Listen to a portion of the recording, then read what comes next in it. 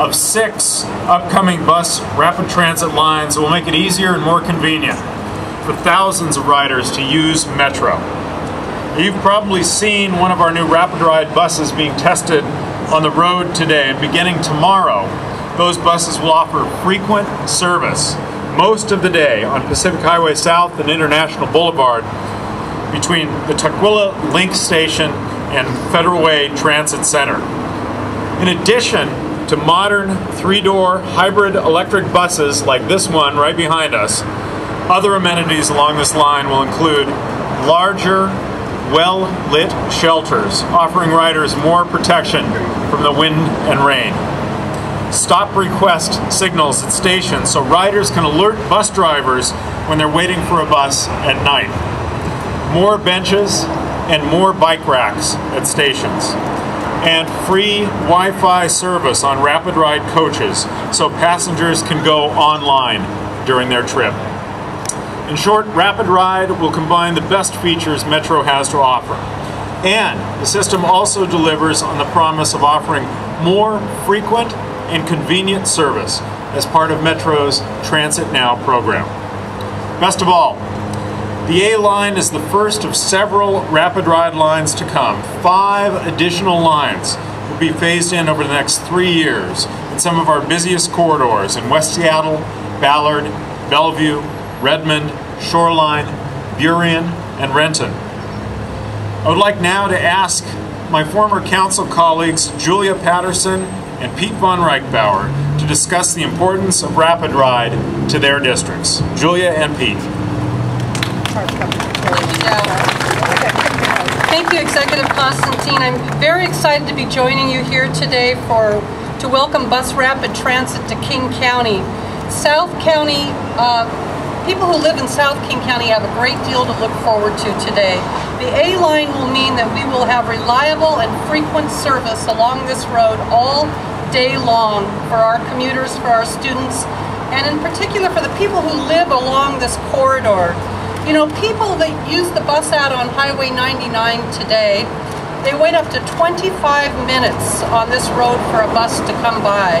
But with the launch of this new line during the busiest times of the weekdays, RapidRide will pick people up every 10 minutes. And that's more than double the service that riders receive now on the Route 174. We eliminated underperforming stops. We make it easier for people to pay when they get on the bus. If you have an ORCA card, you'll be able to get on the back of the bus. We have dedicated HOV lanes. We're giving buses priority out on this road. The travel times are going to improve by up to 30%, we predict. Now I want to say this is very important. This addresses a major complaint of people who live in the suburbs, and that is that our buses don't come frequently enough. Well, we're making progress. With the launch of this new line, that will change. Riders will also be able to easily transfer to light rail, and they'll be able to connect up with the rest of the region. So initially we expect that about 20% of the riders on this new RapidRide line will get off and transfer on to light rail. This line, called the A line, serves one of the highest transit ridership areas in the county, and this is the reason that this line was selected for the first bus rapid transit system in King County. There are a disproportionate number of poor and working class citizens that live around this bus line, and it will serve them. Many transit dependent populations will be served by this line. We're expecting to serve more than 2.5 million riders every year on this line. That is a 50% increase over the number of riders that Metro is serving along this route today. It's quite an astounding increase. And there's more to come. In the year 2013, King County will launch the F line, and that is another RapidRide line which will run from Burien to Renton, and that will add very, very much needed service going east and west in King County. So again, another concern for suburban bus riders is that we don't have very good service that takes us from the east to the west. So we will see an improvement along those lines as well. So tomorrow marks a very important day for King County. We'll see our transit system become intermodal. we'll see it become much more efficient. We are making progress. It might seem like we're making slow progress, but with the opening of light rail last year and now with the opening of bus rapid transit along this corridor, we're making very slow but steady progress with transit in King County. And now I'd like to introduce to you all my colleague on the King County Council. This is Pete von Reichbauer.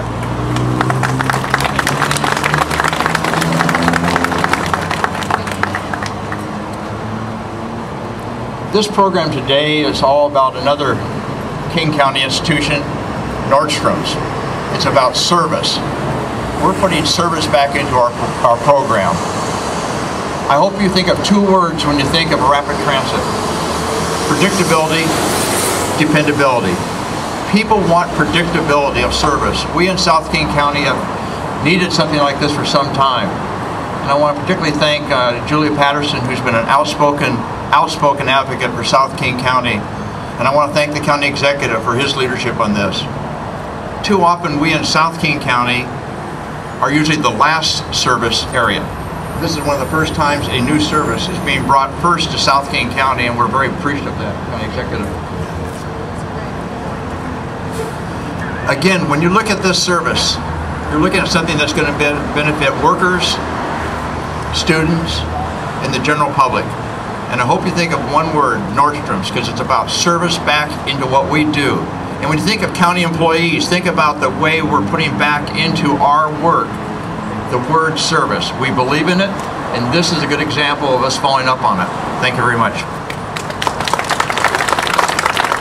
Thank you, Pete. Thank you, Julia. And I would be remiss if I didn't mention that this program was begun by my predecessor.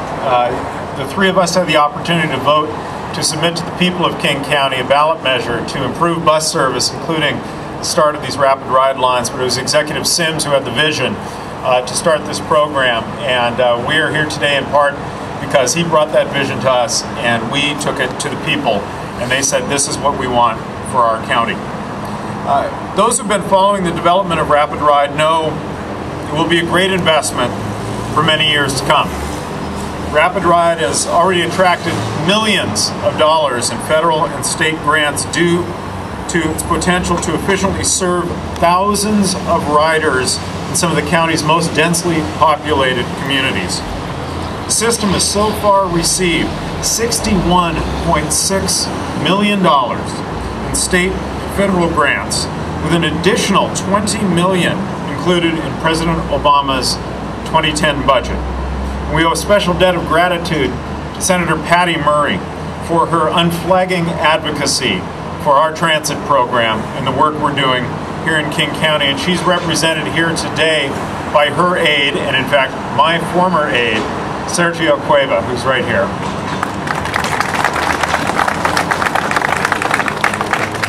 Combined, these grants are expected to cover nearly 40% of the capital cost of putting RapidRide on the road. The support of the Federal Transit Administration Region 10 Deputy Director Linda Gehrke and her agency have been a big help in obtaining these much-needed federal grants. And I'd like to thank her for her efforts on King County's behalf. Will you please join me in welcoming to say a few words Deputy Administrator Linda Gehrke. Thank you, everyone. Thank you for inviting FTA to this wonderful event. I'd like to compliment King County staff, King County Metro, and all of the agencies that partner to bring RapidRide together.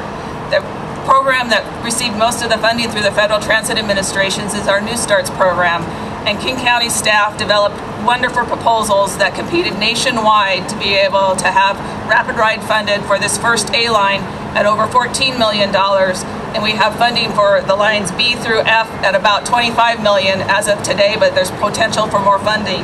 We're excited and proud to be part of this, and we would love to ride on the initial line with you, and thank you very much for inviting us.